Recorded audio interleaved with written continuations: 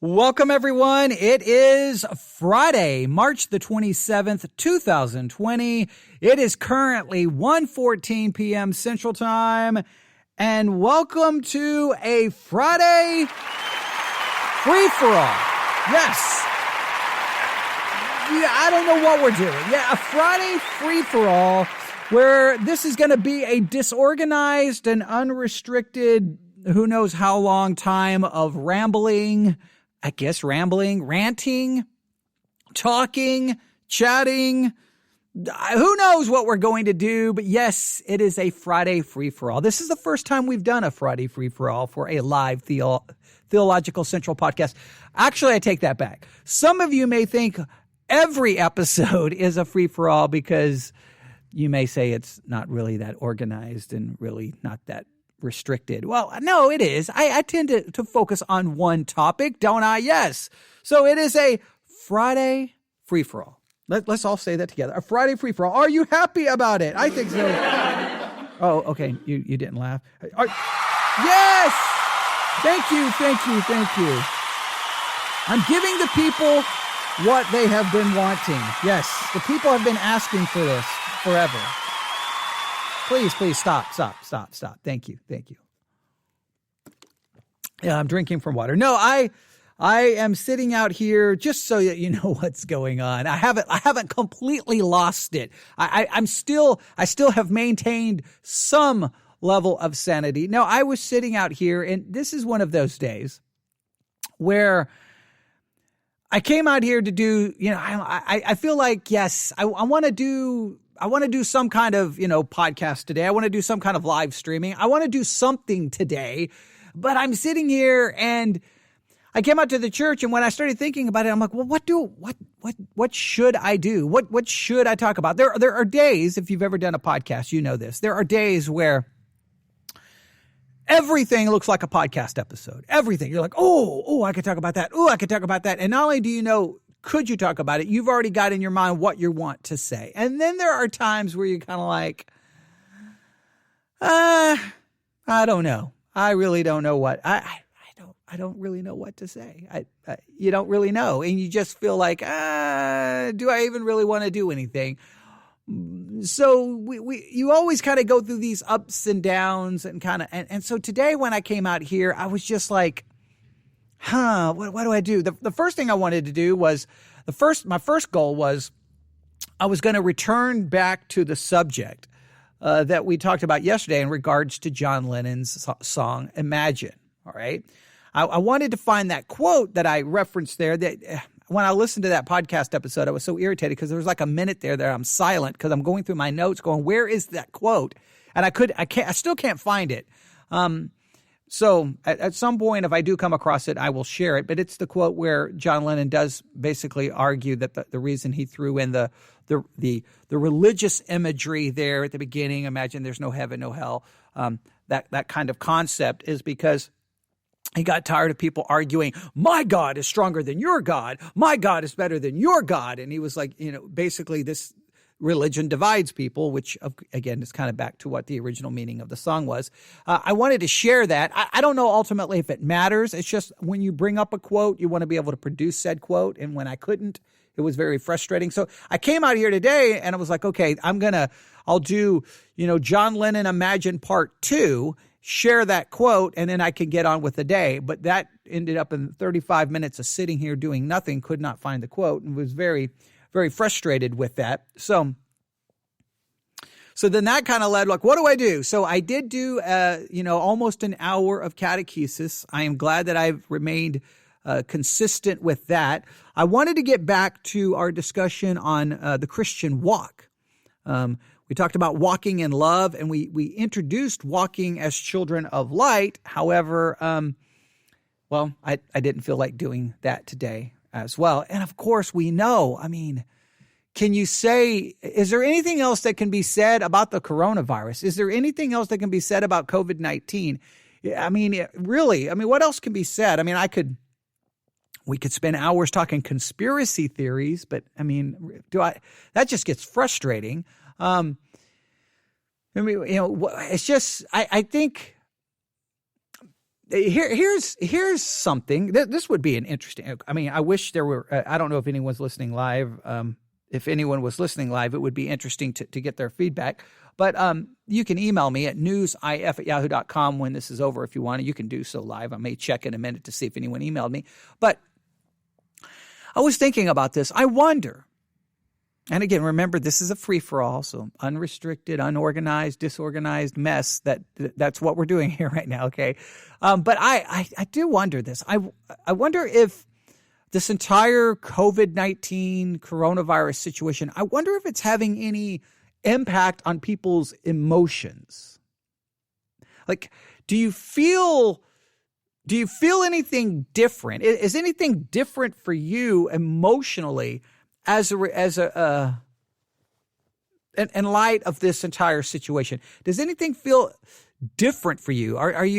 Do you find yourself, is there any kind of depression? Is there any kind of, do you, I don't even know how to word it. Do you feel anything different as a result of what's going on? I know from my perspective, obviously, as a pastor, realizing that I'm going to be back in this building right now, this very room that I'm sitting in on Sunday, and I'm going to be here for 3 hours in an empty room. It's having an impact on me. I'm still trying to figure out, what do I want to do Sunday? How do I want to do this? Like, all right, I can come up maybe with an hour, but I got 3 hours to try to feel. And so I'm trying to come up with creative ways. And when you're trying to be when you feel you're forced to be creative and you've got a limited amount of time to come up with your idea, that's usually where it's not really, it's really where I think that almost destroys creativity, because creativity, I think, is something that has to flow more naturally. I don't think it's just something you can force.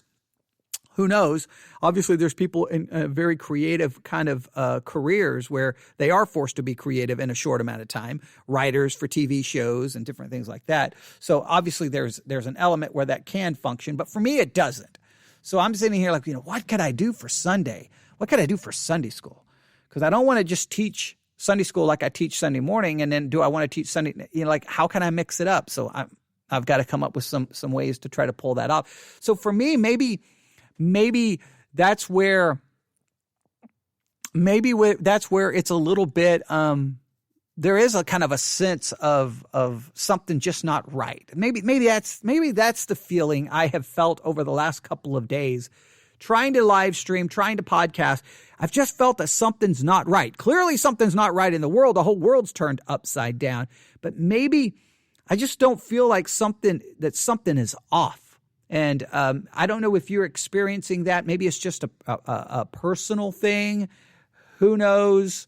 Maybe that is. And I think a lot had to do with, a lot that really threw me off my game a little bit, kind of messed me up, was the whole controversy over the John Lennon Imagine song. I've been away. Those olden days of Facebook, I mean, those are years and years and years and years gone by since I was on that. And so I haven't really had any kind of interaction with anyone, like with arguing about something like that. I have listeners who will email me, but to find myself in the middle of a controversy over simply saying, hey, all you condemning the John Lennon song, here's a more accurate perspective of what he was trying to say. That really messed me up. That was really irritating to me. I'm like, and I get bothered by that. Just, I hated it when I was on Facebook. I hated it when I was on Facebook, because it was just fighting and arguing. It's like, for crying out loud. And that really had a profound impact on me when it comes to theology, when it comes to Christianity, because it's just like, if you pay attention to articles being written in Christianity, if you listen if you just kind of maybe listen to some Christian podcasts, if you definitely, I'm assuming it's very present on social media as well. you just find yourself that this Christian thinks they're right, that Christian they think is wrong, this Christian thinks they're right, they think that Christian is wrong, this Christian thinks their interpretation of the Bible is right, that Christian thinks their interpretation of the Bible is right, they think the other Christian's interpretation is wrong. And that just never-ending circle of fighting and arguing and bickering really has had a profound impact over me over the last few years. It really has made me just so frustrated with why does it have to be that way? And it brings back to, if I want to bring it all the way back to a major theological issue, the whole issue of authority. When every Christian says the Bible is the authority, but what it really comes down to is every Christian is their own authority, and every Christian thinks they're right, and every Christian thinks their interpretation is better than the other person's interpretation, and it just gets so frustrating. Now, that doesn't mean, listen, and again, when I'm doing an unorganized, unrestricted stream of consciousness, please don't email me and criticize me here, because that would not be fair, okay? Because this is not organized. This is just me, a stream of consciousness. I've hit the go live button. I'm just talking, all right? So stay with me here. But when all of that fighting and arguing occurs within Christianity, it really bothers me, and it does bring up that whole question of authority. Like, well, who's the authority? And we say, well, the Bible's the authority. I'm like, but it really is you. You read, you determine what's right, and everyone else is wrong. And it bothers me so much. And I know when I bring that up, it really bothers Christians, and they don't like me to say that. They're like, are you telling us to go back to the Catholic Church? Are you telling us to become Catholic? No, I'm telling you to look around and look at the reality and struggle with me. That's what I'm asking you to do. I'm not asking you to say, oh, no, he wants us to become Catholic. I'm asking you to go, it bothers me too. I'm asking you to go, yes, it's irritating. Yes, you're right. I can say this. That Christian says this. I say this is the right way to interpret the passage. They say that's the right way they interpret the passage. And then if you disagree with them, depending on who they are, then they act like that they are just morally superior, intellectually superior, that, like they'll either argue about how you don't know this or you don't know that or you don't know this. And it just comes down to like, wow, this is so frustrating. It's like yesterday in our session of catechesis, playing that discussion from the White Horse Inn on the subject of hell, and how you had these, the individual that they were talking about and reviewing, his work. This individual acting like, well, Jesus, if you read what Jesus said in the original Greek, then, you wouldn't come to the conclusion about an eternal place of suffering in hell. Well, come on. So all the people who can read the original Greek, who would say, no, Jesus is talking about a place of suffering and a place of hell that's eternal, they're all wrong. But this man's reading. So even when it comes down to the original languages, you can't even get an agreement. And that is a never-ending source of frustration. And it literally should bother every Christian. It really should. I don't know how it doesn't bother Christians. I don't know how Christians don't just absolutely lose their mind over that. I guess if you just turn off Christianity, if you just say, I'm not going to pay attention to what Christians say or do, and I'm not going to talk to anyone, and I'm just going to read my Bible and not talk to anyone, and not even worry about what's true or not true, and not care about doctrine, theology, I guess you can live in a world of ignorant bliss. But if you pay attention and start talking to other Christians, I've said it before, talking to other Christians about Christianity or Scripture, that sometimes is the most frustrating experience. I've found it sometimes it's easier to talk to lost people than it is to Christians, because Christians immediately say, you're wrong, you're wrong, you're wrong. They immediately think that they're right. And it's like, well, man, can we just say, all right, let's figure this out. Let's go to and they will always just throw out what they think is the, it's just, I don't even have the words for it. I've expressed my frustration over the years, and it just feels like that it gets more frustrating by the day. It really does. And if you listen to Christian radio at all, you can hear that as well. It's just so bizarre in how it happens. I really wish, and I don't know if it's possible to ever return I don't know if we've ever truly had a situation, and I know this is going to be controversial, but have we ever really had a situation where Christians truly make the Bible the authority? Now, I know it's almost impossible because like right here I have a Bible. I pick it up, I read it, and I interpret it. And so even though I'm saying the Bible's the authority, my interpretation becomes the authority. It becomes my interpretation of the Bible becomes the authority. And then and it's just crazy because people, it's like there's either there's this really weird balance. Like on one hand, you have Christians who've never gone to seminary, never gone to Bible college, no real theological training, but they think they're right about everything. However, there's also the other side where you have people who've gone to Bible college theology. They're very well-known, pastor. And then they won't listen to anybody else. Everybody else is wrong. I guess it can go both ways. You can have those who think that they're so right because of their knowledge, and you can have those who are so comfortable that they're right in their ignorance. Okay, and so I think there's dangers in both ways. I don't know. I know I've struggled this my whole Christian life. It's just I guess I've learned a lot over the years, and I don't know really what was a turning point, what really opened my eyes. I can't say. It's probably just really paying attention to what's going on in the Christian world and seeing all the arguments and all the fights. And at some point you just realize, man, and then if you ever have been in the middle of any of those fights, you feel like that you're just on a hamster running in a circle. And you're like, where does this go? Like, is there a way off the wheel? Is there a way? I don't know. I guess I've tried to keep myself out of that.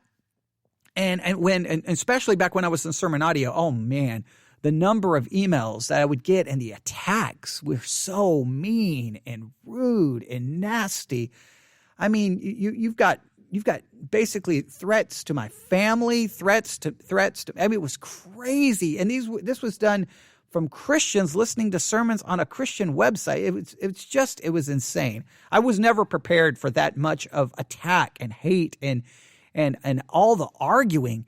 It became just like way too much. And I guess I've been away from that, and to find myself in a controversy over a song, even though the controversy probably wasn't that big a deal, it just felt bigger to me.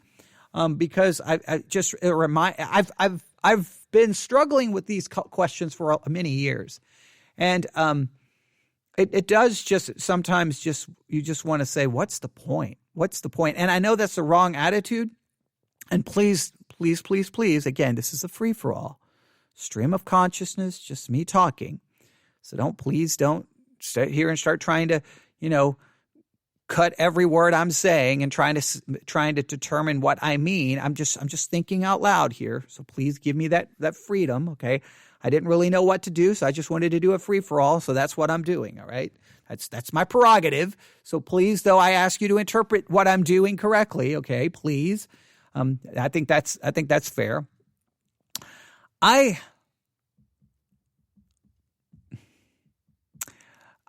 think that I think when I was a young Christian, I definitely was much more involved in the fighting. Then you realize the fighting never get anywhere. And then you start realizing, wait a minute, we're all our own authority. Everyone's their own authority. And then you start thinking, well, when are the scriptures actually the authority? And then you realize no one can agree on even what the scriptures say. And I think that leads to a great amount of frustration. And I think that you can try to back away from all of that and give you a sense of, everything's good. But when you find yourself back into one of those little fights, it's very like, what just happened? Like, how did this occur? And sometimes it's bizarre. And if you're a Christian, I hope you've experienced or at least struggled with this a little bit. I wish it wasn't the case. I really wish it wasn't. I wish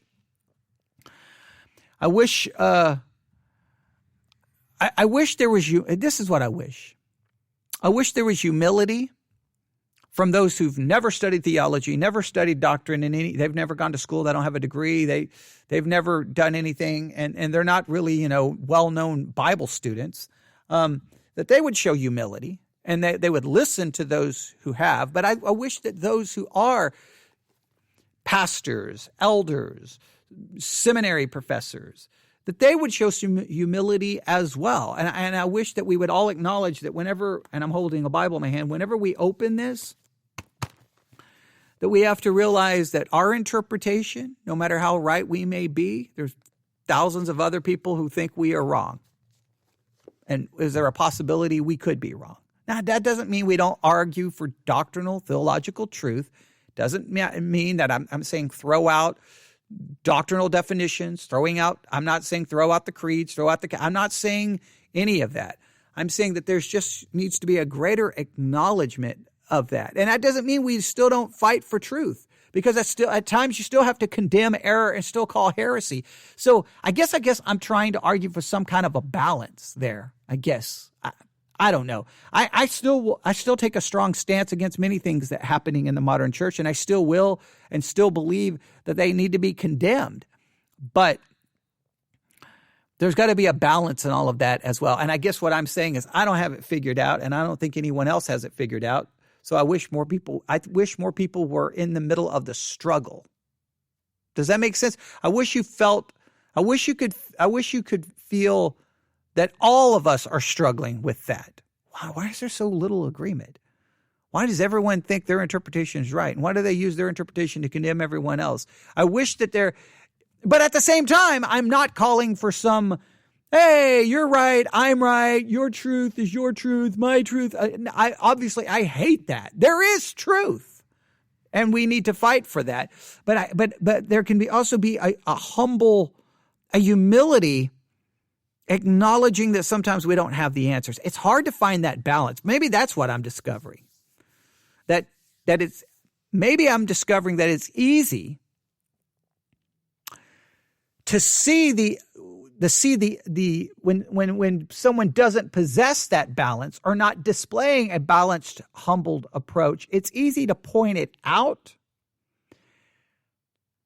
It's difficult to have it. Like, it's easy to see when it's wrong, but it's one thing to point out error. Hey, look how unbalanced they are, and look at how extreme they are. Look at how arrogant they are. Look at their pride. It's easy to see it, but then you turn around and ask yourself, well, how do I demonstrate something different? How do I demonstrate something different? And I think that's had a profound impact on my teaching, where I do a lot more questioning and asking questions and struggling. And not just coming at it like, well, this is the obvious answer. The obvious answer is this. I mean, come on. Well, yeah, I may think it's the obvious answer, but clearly there's 15,000 different views on the subject. Now, so I tend to now do a lot more questions and struggling.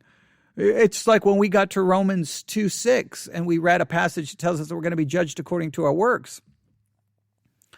And I spent all of that time. I know I got emails from people going, look, the answer is simple. Just stop worrying about it. And I'm like, that bothers me when people act like the answer is simple. The answer is clearly not simple. For 2,000 years, people have disagreed. So clearly it's not simple, right? That drives me crazy. Well, the answer is obviously that. Well, if it's so obvious, then all the people who got it wrong are just dumb. Okay. When they have 10 more degrees than I have. I mean, come on. I think knowledge should bring about humility. How do we display humility when fighting for truth without destroying the concept of truth? I think some people get so bothered by all the questions that they ultimately end up with no truth. Your truth, my truth, nobody has a truth, so I'll believe what I want, you believe what you want, who cares? I think that's where some people end up. They see all of the arguing and all the fighting, all the bickering, and that's where they end up. And that's tragic as well. So there's got to be a humble pursuit of truth, and it is frustrating, I will admit. And it's what makes Catholicism at times appealing to me. I wish sometimes there was just a magisterial body saying this is the truth, end of story. Now, of course, you could get into Catholicism, go, wait a minute, They don't, there's a lot of questions they don't answer, and so you're left with lots of problems there. And why don't they exercise the magisterial power on a far more common basis to just take care of all theological, controversies? But in many cases, they leave the controversies there and don't do anything about it. So sometimes that in theory looks like a better system than the utter chaos and anarchy sometimes you find in the Protestant world. But yeah. I don't know. It's a difficult situation. So, yes. So maybe that event, even though it's small, it was small and it, like if you were looking from the outside, it was small and insignificant. But for me internally, it was much more bothersome than maybe I let on, and it really it bothered me greatly. And it's probably because of my absolute war. I feel like this is where I feel like for my entire Christian life, and this is a sad state, but this is where I truly feel this. I feel like when I became a Christian, I entered into a war, not only a spiritual war. Yes, we could talk about that. But I entered into a different war that I did not sign up for. And that war was this. I was coming into Christianity, and I wasn't told this. And this sometimes Christians, I've said that this is why I get so frustrated sometimes with Christianity, because I think we sell a Christianity that we don't actually deliver the Christianity we sell, all right? And we could talk about this, all the different ways Christianity is sold, but basically you're sold, the way Christianity is sold is you're a sinner and come to Jesus. He loves you. He died for you, and you can have forgiveness, and you can have purpose in life, and you can have meaning, and you're going to have someone who sticks closer than a brother, and you're going to have the love of God, and you're going to have guaranteed heaven where there's no more pain, suffering, and death. You don't have to worry about hell, and you just sold all of these great benefits. And then you come into Christianity, and this is at least what happened to me. I come into Christianity. No one warns me. And I become a Christian, and almost within 3 seconds, they're like, no. You're a music fan. Those are not allowed in here. All right? You got to go set your music, your love for music down. And here you go. Here's this second-rate hack substitute called contemporary Christian music, and you better like that. Oh, wait. Then you'll find the Christians. No. You can't even listen to the second-rate hack substitute known as contemporary Christian music. You can't even listen to that. That's wrong. So you can only listen to hymns. That's it.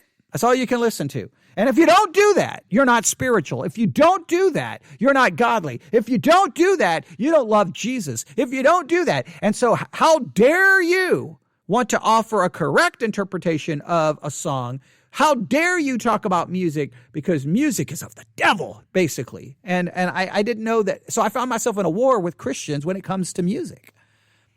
And I had to go through so much craziness over the subject. It was so crazy. It was crazy. I mean, I'm not going to go through that whole thing, but it's just so frustrating that music is such a source of that. Even in 2020, that if you take a stand for a secular song, that the message may not be Christian, but you want the song to be fairly represented. To represent it in a fair way, you'll get, a little hyperbole here, but for all practical purposes, you get at least verbally crucified, and it just seems crazy to me that there's still such a war on music. I don't know. You get within. It seems like Christianity is almost the religion for the non-music fan. If you're a music fan, you're the outcast. If you're and maybe this is why so many teenagers have so many problems, because we do know from all data that they're the age, we'll go 13 to 23, 13 to 24 music fan time. You turn 24, 25, 20, boom, over, done. You're no longer a music fan. Even though you claim it, you don't listen to it in any meaningful, regular way. It doesn't dominate your life in any meaningful. You can claim all day to be a music fan, but give me a break. Something you do not even as a dedicated hobby. You'll throw it on if you're in the car, but that's about it. It's nothing like it was when you were 13, 14, 15, 16, 17, 18, where in many cases it dominated your life. You're listening to music all the time. So it's just weird how Christianity almost has a war against it, or at least, and I grew up here in West Texas, so I experienced it. That's probably why, in fact, let me pull up the name of the album here, because I don't want to, be wrong. I pretty much have it memorized, but I just want to make sure. Know the name of the band. The album will be quick. Fine. Here we go. Give me 1 second. 1 second. Yes, those are the essential albums. No, actually, that's not true. Here it is. 1983. Kilroy Was Here by Styx. 1983. Kilroy, if I can say it right. Kilroy Was Here. Yeah, Kilroy Was Here. 1983. Styx. Wow. I'll never forget buying that album. Oh man, I bought the LP. It was crazy. I can tell you the story. I went to the mall the day the album was released, right? The day the album was released, and I'm like, okay, Styx has got a new album coming out. I think I'd already seen them in concert once prior to the release of Kilroy Was Here, if I remember correctly. And I'm like, okay, this new album. So I went to the mall, to the music store in the mall. And I don't remember what happened that day. For some reason, they didn't get the shipment of the album, or for some reason, someone didn't open the gate, in the mall, the stores have the gate. The gate didn't open right at whatever time the mall opened then. I think it was 9 a.m., if I remember correctly. May have been 10 a.m. Probably still the same today. But I remember sitting there going, okay, where are they at? Where are they at? And for some reason, I could not get the album in the record store. So I'm like, where do I go? So I didn't know where to go. So I found myself in the Sears department store. Okay. Remember 1983. And I took the escalator up to the second level of Sears in the mall. And that's where the music department was, right? They had some stereo equipment, and they had, LPs and stuff like that. So I walked over there and looked, and someone was opening a box. And they opened the box, and I saw it when they pulled it out. I'm like, oh, there it is. Kilroy Was Here. Styx. Let me have it. And I took that album, and I came home, and man, I love that album. It told a story as a concept album. But for me, okay, we could take the story, the narrative as the album puts it forth. But for me, it was about this struggle against this oppressive power, this oppressive force. Whether it was religion, whether it was the church, whether it was school officials, whether it was parents, all of these authoritative figures. And I always felt, and from what growing up here in West Texas, that what the authority hated was my music. What the authority hated was my music. In fact, for me, what the kids in school hated was my music. I went to school and, backwoods. No, man. Talk about, there's just no way to express how much I hated my high school experience. I have no words to express. It's really weird because when I was in junior high, and this is really, now I'm just thinking about this. This is basically what this is becoming you're my psychologist, and I'm sitting on the couch just talking, but this is kind of really weird. I'm going to back up. So we'll get back to Kilroy Was Here. Remember, this is a free-for-all. So, all right. When I was in junior high, I guess it would be called junior high then, and I ended up at Nolan, a school in Nolan, Texas. There was like 8 people in the class. It was like, I don't even know. I think the graduating class that year only had like 6 people. It was crazy. It was like less than 10 people per class. I mean, it was these little small classes. So I end up at this school in Nolan, played 6-man football. I mean, the school was crazy small. And I think we only had like 7 people on the team, okay? I mean, I'm not joking, okay? And the school is literally in the middle of nowhere. Literally in the middle of nowhere, okay?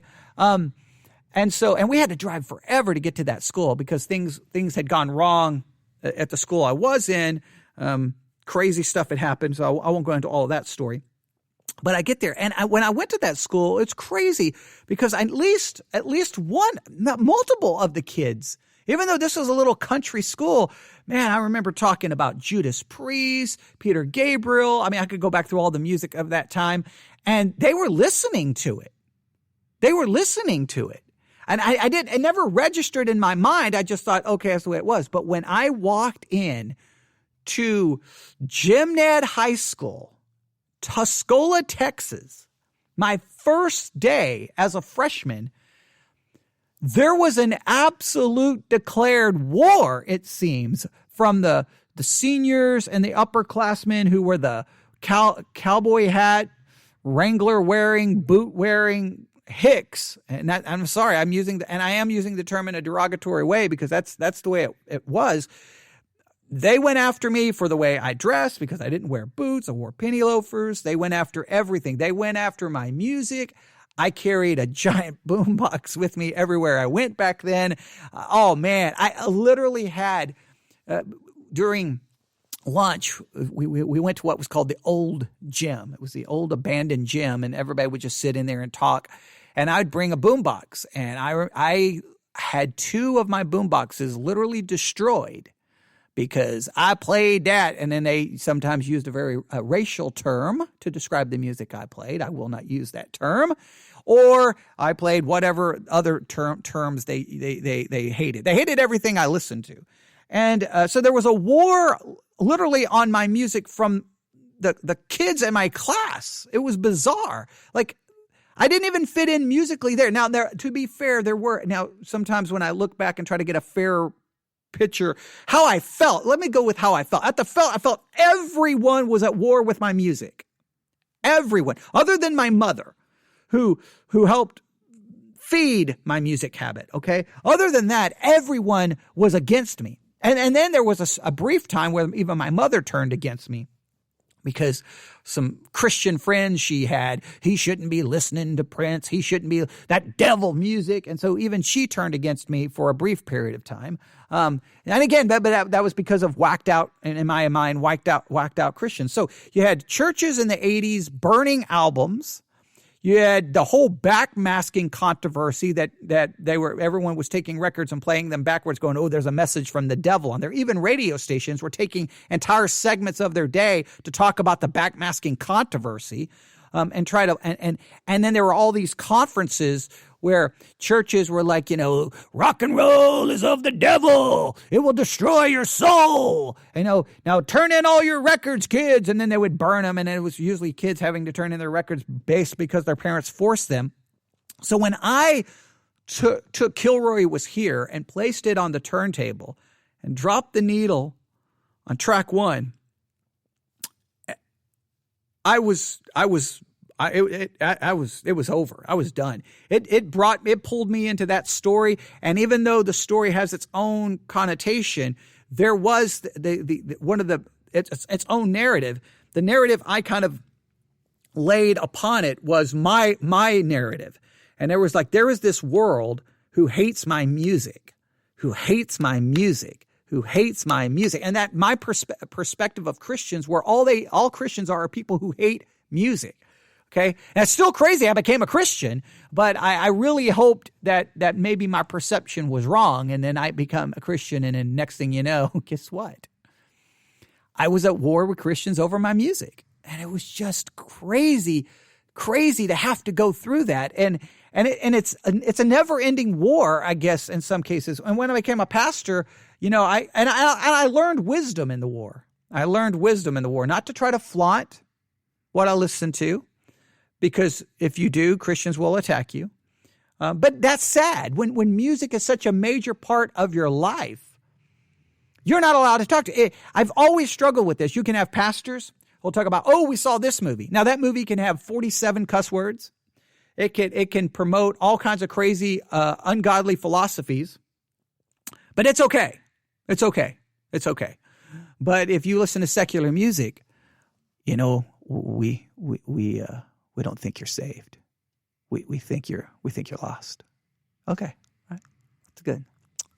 So now salvation is dependent on what's playing on my stereo equipment. It's just crazy. But I've always felt outside of that. So maybe having that confrontation really just brought up a lot of those bad feelings that I have constantly struggled with Christians on this subject. It's just, I just think it just bothers me that you can have so many hobbies. Like you can be a Christian, absolutely loves to hunt, buy who knows how many guns, wake up at 4 a.m, go out there and put a couple of bullets in Bambi's head, and you're a godly, God-fearing man. If you don't have any desire to go outside and put a bullet in Bambi's head, you don't have no desire to go outside for anything.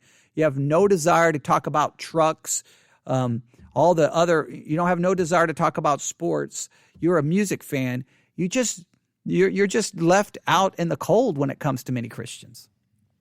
And if they do want to talk about music, they want to talk about music from 1973 when they were in high school. And you're like, who cares how about now? Okay, but to be fair, I just talked about an album back when I was in high school, but it was to serve a purpose. That purpose was that album told a story, and that story really became my story.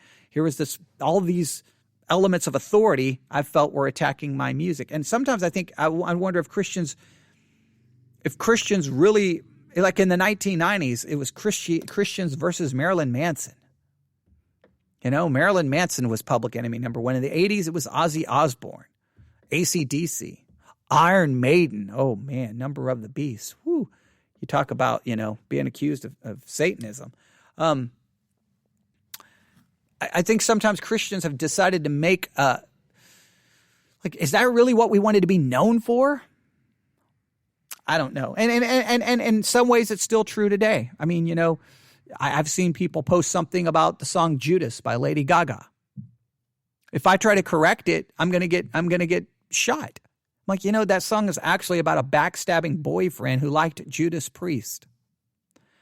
Now, the video had all kinds of religious imagery borrowed from the biblical story of Judas, but the song itself was about a backstabbing boyfriend who was a fan of Judas Priest, and that's from Lady Gaga herself. But hey, if I try to correct it, I would be wrong. So just crazy. And speaking of music, do we have transitions in a free-for-all? Do you need a transition?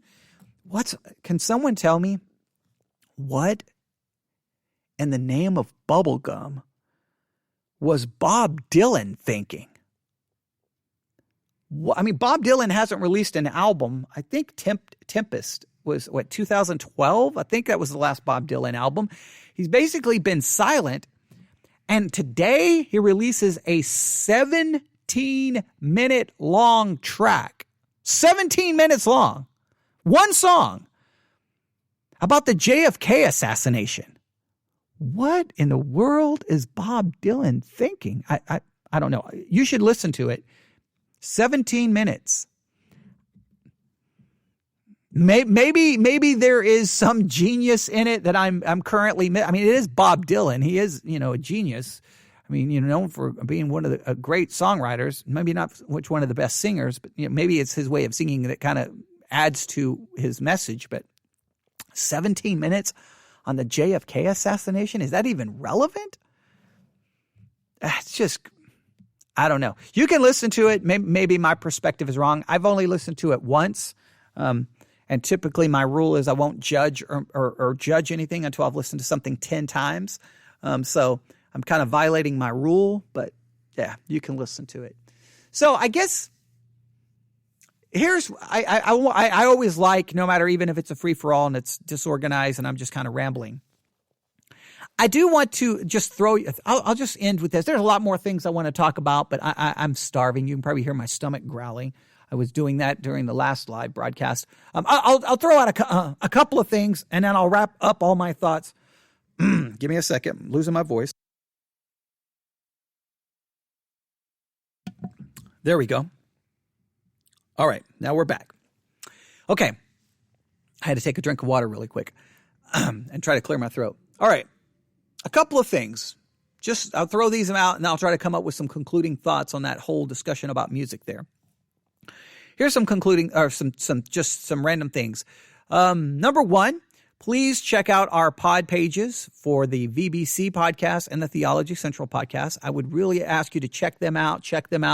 Feedback, greatly appreciated.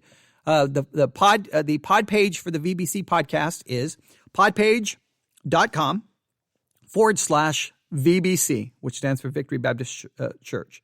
That one's very simple. Podpage.com/VBC, which stands for Victory Baptist Church. Podpage.com/VBC. Now that one, we are using their cheapest plan for that pod page. So if you think there's some features missing or something, let me know and we'll see what we can do.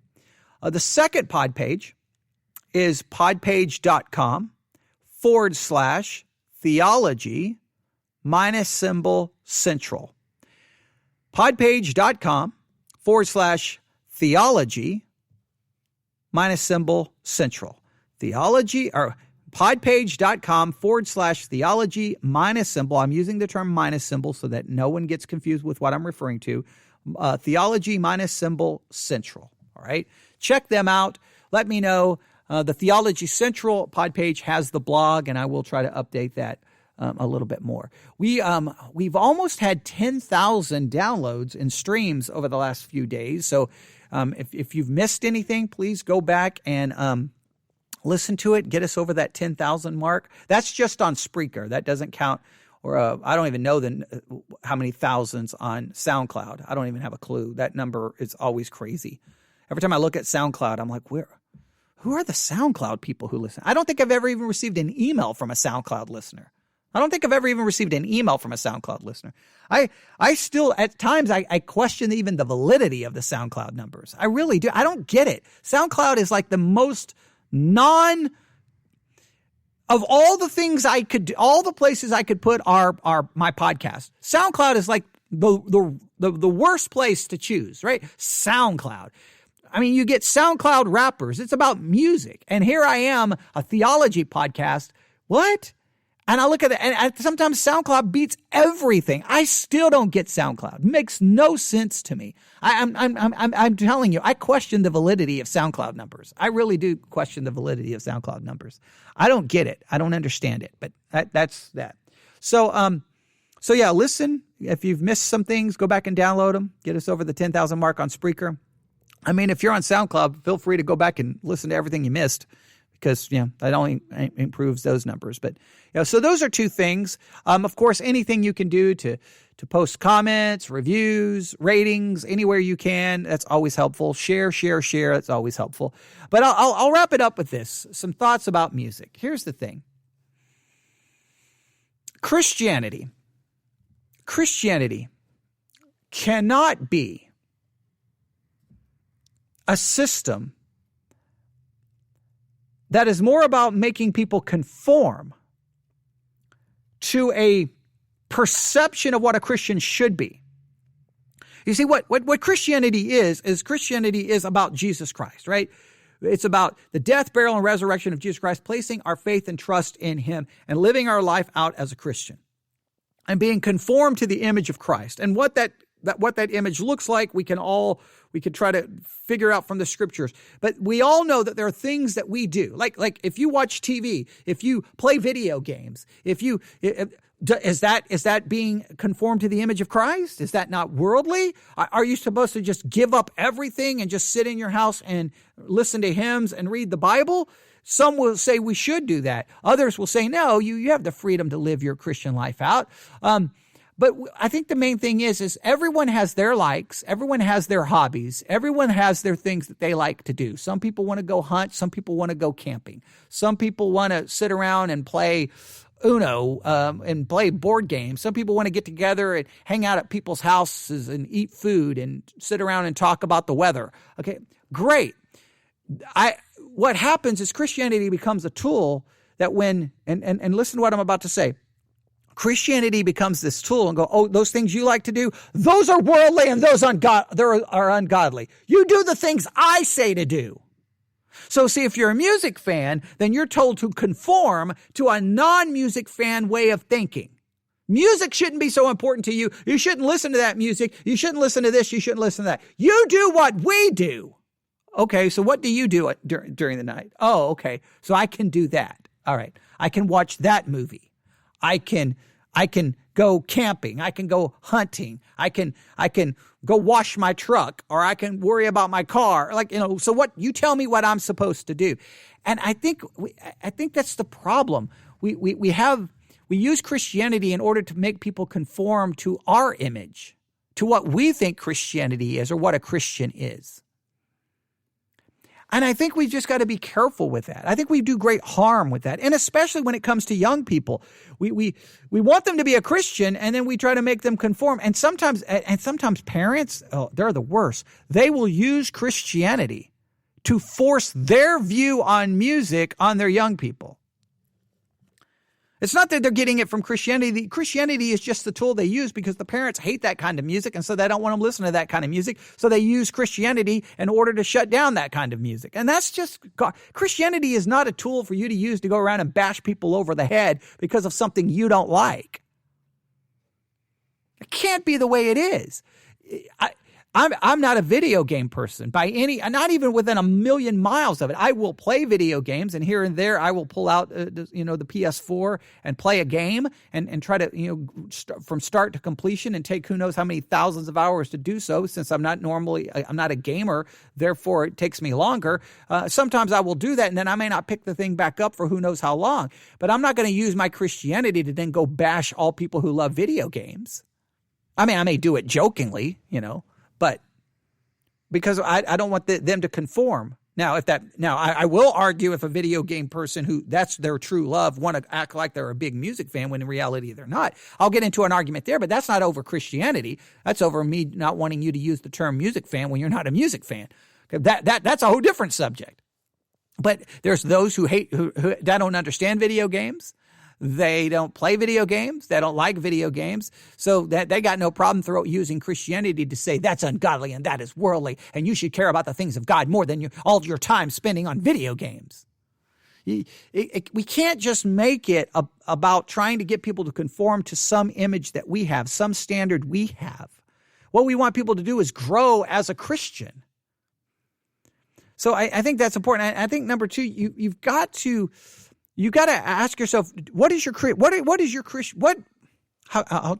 to try to figure out how to phrase this. What do you want Christianity to be known for? Its stance against music, or its proclamation of the gospel and doctrine and theology and church history? I don't know. There's probably some more thoughts there, but I'll stop. I've already gone long enough.